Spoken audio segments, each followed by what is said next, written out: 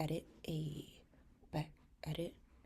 What's good? We are back. We are still reading Black Fortunes, and we are on chapter 4. Let's get it. Chapter 4. Robert Reed Church and the Civil War. As the shock of John Brown's raid and execution spread across the country, Captain Charles Church was doubling down on his cotton shipping business. In 1858, he brought a new steamboat. It was massive, at 200 tons, and had 2 engines. The interior was furnished with chaises, lounges, and armchairs. It had parlors, dining rooms, kitchens, and dozens of sleeping cabins. The exterior of the boat had a wide deck large enough to accommodate thousands of bales of cotton. Captain Church christened his new boat the Victoria and put her into service on the Mississippi River from St. Louis to New Orleans with a stopover in Memphis. The captain made Robert Reed Church a steward aboard the new vessel. The rank of steward was the highest possible for a slave. Robert was 19 years old and had spent the last 7 years on the river in the kitchens and dining rooms of Captain Church's boats to earn the promotion. During that time, he and the captain had grown fond of each other. My father gave me anything I wanted, Robert remembered. Though he doesn't openly recognize me, he equivocated.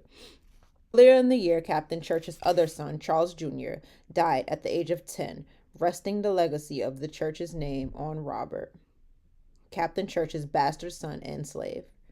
In his work aboard the ships, Robert became acquainted with a porter named Blanche K. Bruce, who worked the docks. Like Robert, Bruce was the product of a tryst between a white slave owner and his female slave. Unlike Robert, his father had freed him and sent him to school. Bruce was stout with light brown skin and short, wavy hair. In Bruce, Robert perhaps saw an alternative version of himself, were he free. The two became fast friends, and Robert allowed himself to dream of freedom. As a steward, Robert was put in charge of the ship's kitchen and dining room. The role put him on an equal footing with white merchants. When the ship docked, Robert, usually accompanied by Captain Church, would meet with grocers, importers, and bakers to buy meat, vegetables, fruit, liquor, bread, and cakes. His work was held to a high standard as the meals on Captain Church's boats were legendary. The markets were searched for the best the country afforded, and the days on board were marked by one feast after another. Captain Church also set Robert up with a woman. The Victoria was often filled with young white women who were part of bridal parties. Sometimes there were as many as 5 groups of bachelorettes aboard at once. Though in general Captain Church may have given Robert whatever he wanted, the young women who were guests on the captain's ship were off limits.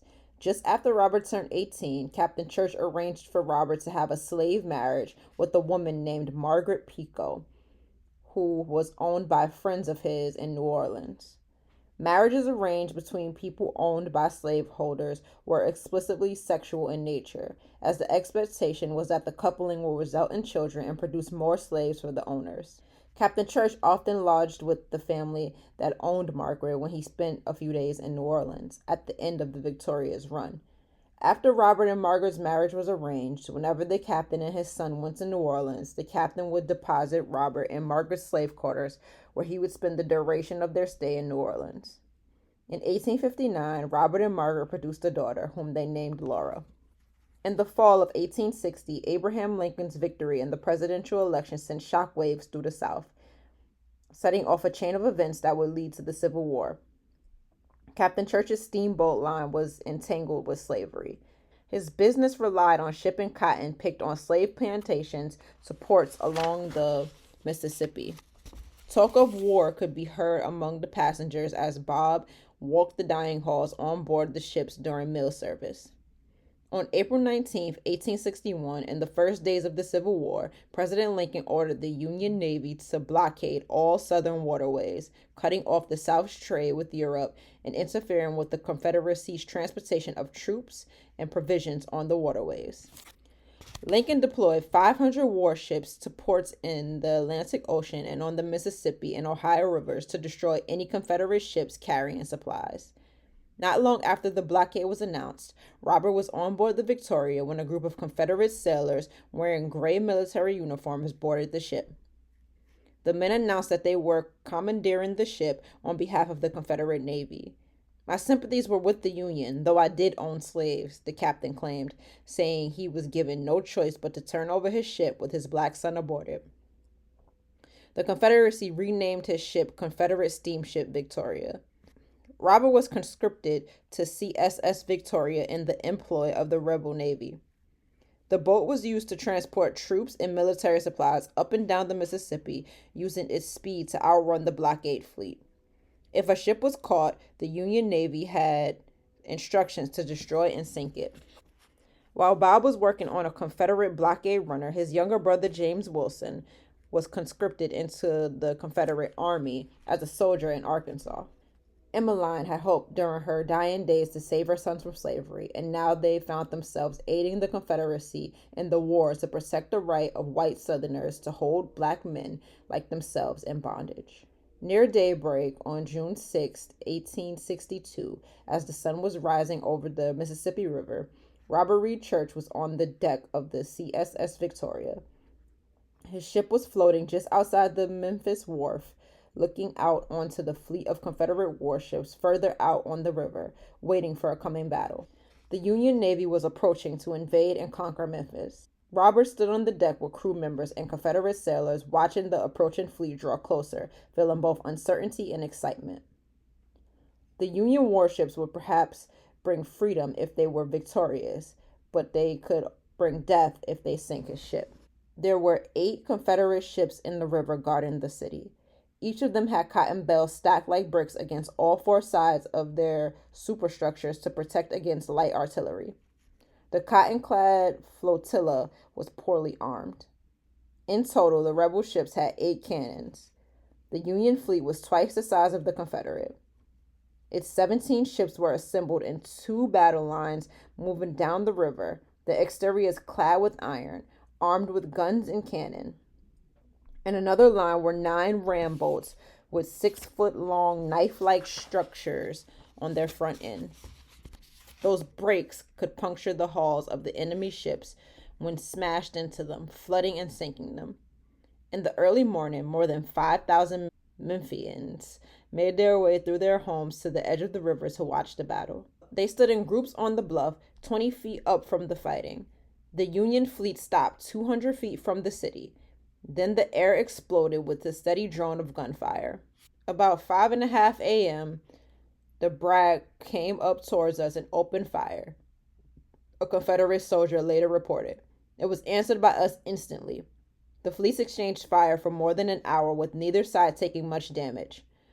By the time they were done, the river was covered in smoke and the air smelled of gunpowder. In the haze, 2 Union ram boats came charging towards the Confederate ships. They knifed at their hull, sinking one, the CSS Conno Lavelle, and damaged several others, puncturing their hulls.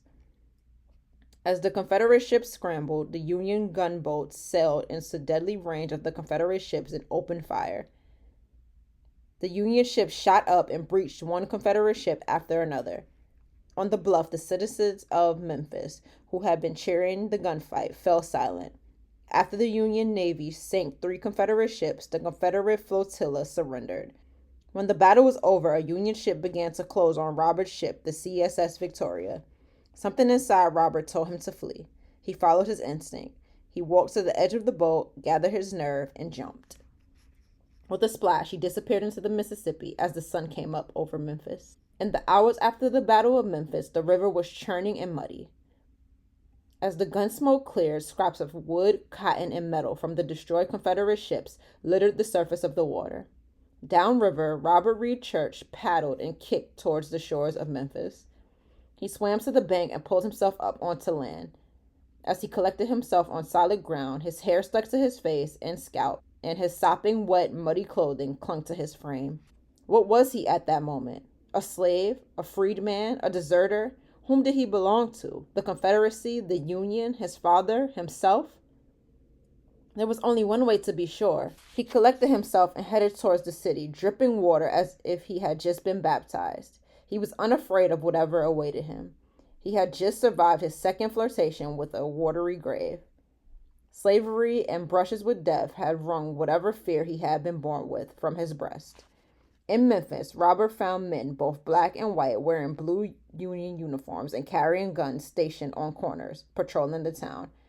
High in the sky, he could see the Union flag flying over City Hall. After the Battle of Memphis, the mayor surrendered the city to the Union, suspending slavery in the town. At that moment, Robert dared to think he was free. And that was chapter 4. We'll be back. Peace. Was good, was good. Chapter 5 of The Black Fortunes. Let's get it. The near lynching of a millionaire. Late one hot evening in New York City, a lynch mob made up of white men and adolescent boys marched down East 29th Street in Manhattan toward the home of New York's richest black man, Jeremiah Hamilton. They wore dingy shirts with the sleeves rolled up and leather boots and carried revolvers, rifles, clubs, and sharpened sticks.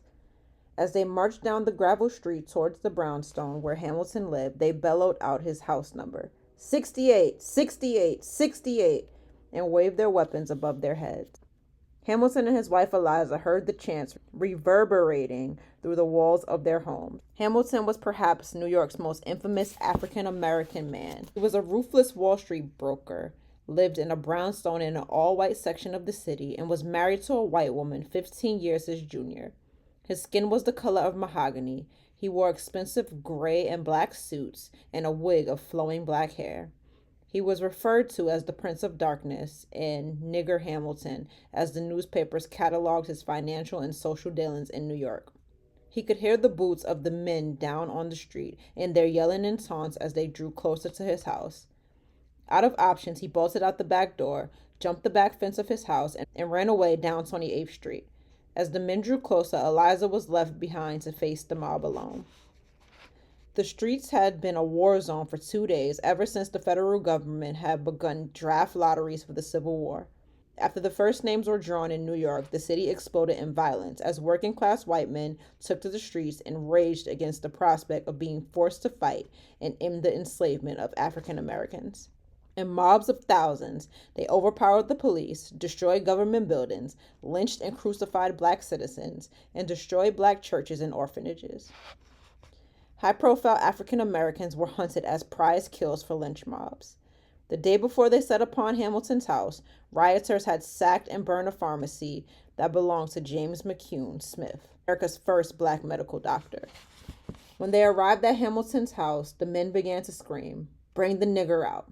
One of Hamilton's white neighbors came outside and told the mob he wasn't home, but the mob ignored his pleas to leave and continued shouting, "N-word," and bring him out. One of the men told the neighbor, "There's a black man living in there with 2 white women, and we are going to bring him out and hang him from the lamppost." The men climbed Hamilton's stoop and began slamming their shoulders into the front door. When it wouldn't give, one of the men ran around the back of the house and rammed in the basement door. He ran up the stairs into the parlor floor of the house, followed by a dozen other rioters. At the top of the stairs, they were met by Eliza Jane Hamilton. Eliza was tall with pale skin, a downward mouth, and brown hair that she wore in a French braid. "What do you want?" she asked the men. "Mr. Hamilton," one man grunted. "We're going to kill him," another threatened. "Why?" Eliza demanded, trying to appear unafraid. "Revenge," another man yelled.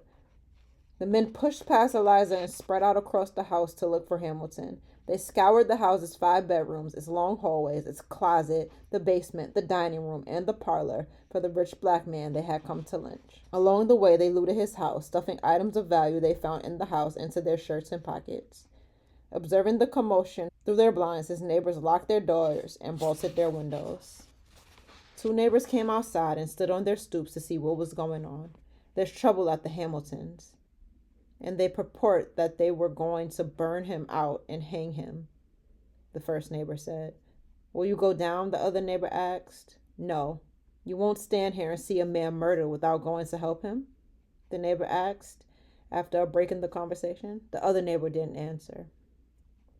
Inside the house, a man with a revolver came downstairs and confronted Eliza. "Give us all your liquor and cigars," he demanded. "I have no liquor," she told him. "I have cider." She went to fetch the cigars and cider. The looting went on for half an hour, and it seemed as though the men had no intention of leaving.